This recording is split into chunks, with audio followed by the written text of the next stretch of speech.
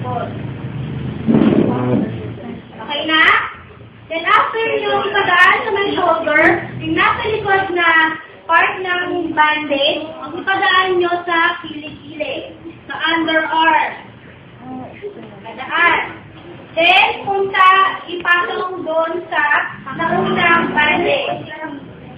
Ikian talaga yun dito. Dito ba yung kabila? Ulit. Ito, naka-sash type siya. So, pwede siyang left or right. Ngayon, nakapatong na siya, natansyon niya na hanggang brachial part. Ito naman, yung nasa likod, padaan niya sa kilikili, pabalik rin sa sugat, patungan niyo lang ulit. So, mas maganda na hindi siya naka-crumple kasi masakit yan.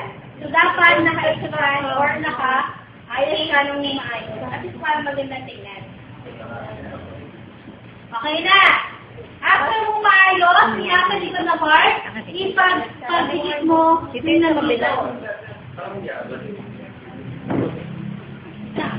Tapos, pag napagdikit na, pwede na siyang itali.